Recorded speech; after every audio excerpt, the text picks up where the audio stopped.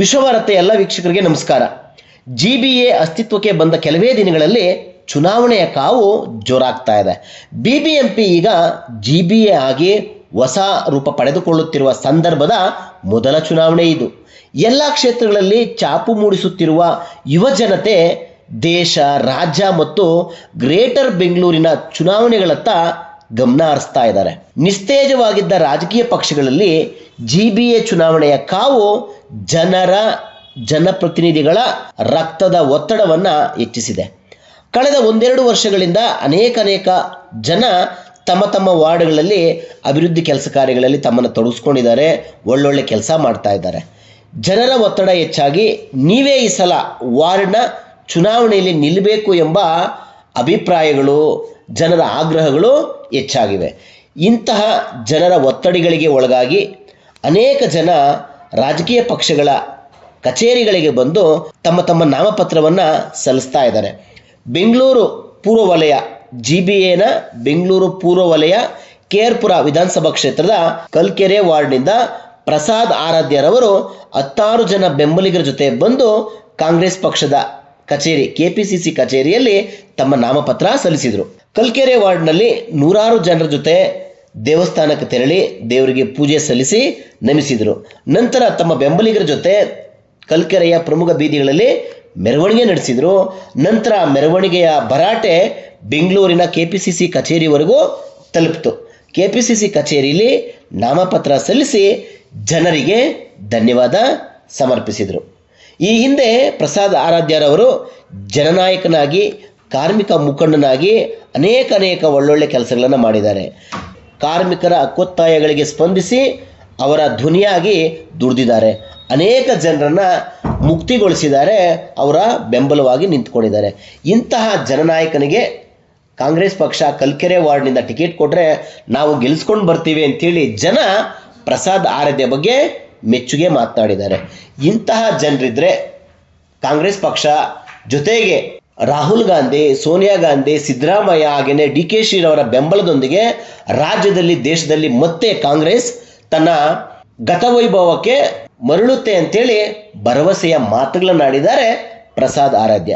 ಬನ್ನಿ ಈ ಎಲ್ಲ ವಿಚಾರಗಳ ಬಗ್ಗೆ ಒಂದು ಸುದ್ದಿ ಇದೆ, ನೋಡೋಣ. ಸಿದ್ದರಾಮಯ್ಯರು ಹಾಗೂ ನಮ್ಮ ಮೆಚ್ಚಿನ ನಾಯಕರಂತ ಕೆಪಿಸಿ ಅಧ್ಯಕ್ಷರು ಹಾಗೂ ರಾಜ್ಯ ಉಪಮುಖ್ಯಮಂತ್ರಿಗಳಾದ ಡಿ ಕೆ ಶಿವಕುಮಾರ್ ನೇತೃತ್ವದಲ್ಲಿ ಹಾಗೂ ಎಲ್ಲ ಮುಖಂಡರಲ್ಲಿ ಜಿಬಿ ಅಂತ 5 ವಿಂಗಡಣೆ ಮಾಡಿದ್ದಾರೆ. ಆ ಪ್ರಯುಕ್ತ ಇನ್ನೇನು ಎಲೆಕ್ಷನ್ ಘೋಷಣೆ ಆಗ್ತಾಯಿದೆ. ಇವತ್ತು ನಮ್ಮ ಕಲ್ಕೆರೆ ವಾರ್ಡಿಂದ ಆ ಪ್ರಸಾದ್ ಅವರು ಉಮೇದುವಾರಿಕೆ ಕೊಡ್ತಾಯಿದ್ದಾರೆ, ಅಪ್ಲಿಕೇಶನ್ ಕೊಡ್ತಾಯಿದ್ದಾರೆ. ಇವತ್ತೇನು ನೇಮ ಕಾಂಗ್ರೆಸ್ ಸರ್ಕಾರ ಏನು 5 ಪಂಚಾಯತ್ಗಳು ಮಾಡಿದ್ದಾರೆ, ಆ ಯೋಜನೆ ಪರವಾಗಿ ನಾವೆಲ್ಲ ಕಡೆನೂ ಎಲ್ಲ ಬೆಂಗಳೂರಲ್ಲಿ 5 ಪಾಲಿಕೆಗಳು ಗೆಲ್ಲಬೇಕು, ಜಿಬಿಎ ಗೆಲ್ಲಬೇಕು ಅನ್ನೋ ನಿಟ್ಟಿನಲ್ಲಿ ಕಾಂಗ್ರೆಸ್ ಸರ್ಕಾರ ಏನು ಯೋಜನೆಗಳು ಮಾಡಿದರೆ, ಯೋಜನೆಗಳ ಮುಖಾಂತರ ಎಲ್ಲ ಆಕಾಂಕ್ಷಿಗಳು ಇವತ್ತು ಏನು ಒಂದು ತಿಂಗಳಿಂದ ಏನು ಅಪ್ಲಿಕೇಶನ್ ಕೊಡ್ತಾರೆ. ಇವತ್ತು ನಾಳೆ ಲಾಸ್ಟ್ ಡೇಟ್ ಇದೆ. ಅದರಿಂದ ಇವತ್ತು KR ಪುರಂ ಕಲ್ಕೆರೆ ವಾರ್ಡಿಂದ ನಮ್ಮ INBCF ಯುವ ಘಟಕದ ಅಧ್ಯಕ್ಷರಾದ ಪ್ರಸಾದ್ ಅವರು ಇವತ್ತು ಅಪ್ಲಿಕೇಶನ್ಗೋಸ್ಕರ ಇವತ್ತು ಎಲ್ಲ ಜನ ಬಂದು ಇವತ್ತು ಆಗ್ತಾಯಿದ್ದೀವಿ. ಜಿಬಿಯಲ್ಲೂ ಒಳ್ಳೆ ವಾತಾವರಣ ಇದೆ. ಕಾಂಗ್ರೆಸ್ಸಿಗೆ ಒಬ್ಬ ಯುವ ನೇತಾ ಕಾರ್ಮಿಕ ಘಟಕದಲ್ಲಿ ಒಳ್ಳೆ ಕೆಲಸ ಮಾಡಿದ್ದಾರೆ. ಅವರಿಗೆ ಪಕ್ಷ ಗುರುತಿಸಿ ಟಿಕೆಟ್ ಕೊಟ್ಟು ಯಶಸ್ವಿ ಆಗಲಿ ಅಂತೇಳಿ ನಮ್ಮ ಎಲ್ಲ ಸಂಘಟನೆ ಪರವಾಗಿ ನಾವು ಹೋರಾಟ ಮಾಡಿ ಅವರಿಗೆ ಟಿಕೆಟ್ ಕೊಡಿಸೋ ಪ್ರಯತ್ನ ಮಾಡ್ತೀವಿ. ಮಿಕ್ಕಿದ ಪಕ್ಷ ಅವರಿಗೆ ನಿಷ್ಠೆಯಿಂದ ಯಾರಿಗೆ ಟಿಕೆಟ್ ಕೊಡ್ತಾರೋ ಅವ್ರು ಕೆಲಸ ಮಾಡಿ ಪಕ್ಷದ ಪರವಾಗಿ ಕೆಲಸ ಮಾಡ್ತೀವಿ. 100% ಗೆಲ್ಸ್ಕೊತೀವಿ, ಅವ್ರು ಗೆಲ್ತಾರೆ. ಜಿಬಿಎಲ್ಲಿ 5 ನಗರಸಭಾ ಪಾಲಿಕೆಗಳು ಏನು ಮಾಡಿದ್ದಾರೆ, ಅದರಲ್ಲಿ ವರ್ಸ್ಟ್ ಕಂಡೀಷನಲ್ಲಿರೋದೇ ಬೆಂಗಳೂರು ಪೂರ್ವ, ಮಾಧವಪುರ ಕ್ಷೇತ್ರ ಮತ್ತು KR ಪುರಂ ಕ್ಷೇತ್ರ.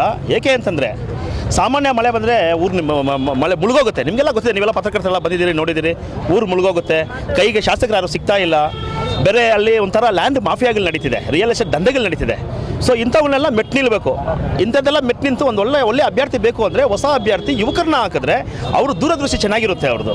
ಸೊ ಹಾಗಾಗಿ ನಾವೆಲ್ಲರೂ ಊರಿನ ಜನ ಗ್ರಾಮಸ್ಥರೆಲ್ಲ ಸೇರಿಕೊಂಡು ಎಲ್ಲ ಡಿಸೈಡ್ ಮಾಡಿ ಇವ್ರನ್ನ ಜನ ನಿಲ್ಲಿಸಿರೋದು. ಇವ್ರು ಬಂದು ನಿಂತಿಲ್ಲ, ಇವ್ರು ಬಂದು ಆಕಾಂಕ್ಷಿನೂ ಅಲ್ಲ. ಇವ್ರನ್ನ ಜನ ಬಂದು ನಿಮ್ಮಂಥವ್ರು ಏನಾದರೂ ಇದ್ದರೆ ಕ್ಷೇತ್ರ ವಾರ್ಡ್ಗೊಳ್ಳೋದಾಗುತ್ತೆ ಅಂತ ಹೇಳಿ ಅವ್ರನ್ನ ನಿಲ್ಲಿಸಿದ್ದಾರೆ.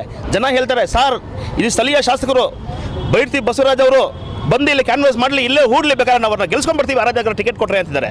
ಅಂತ ಸಾಮಾನ್ಯ ಜನತೆಗೆ ಟಿಕೆಟ್ ಕೊಡೋಕೆ ಯಾರಾದರೂ ಪಕ್ಷ ಇದ್ದರೆ ಅದು ಕಾಂಗ್ರೆಸ್ ಪಕ್ಷ ಮಾತ್ರನೇ, ಕಾಂಗ್ರೆಸ್ ಪಕ್ಷದಿಂದ ಮಾತ್ರನೇ ಸಾಧ್ಯ ಅದು. ಸೊ ಹಾಗಾಗಿ ಬೈರ್ತಿ ಬಸವರಾಜ್ ಅವರು ಅವರೇ ಖುದ್ದಾಗಿ ಬಂದು ಅಲ್ಲಿ ನಿಂತ್ಕೊಂಡಿರಲಿ.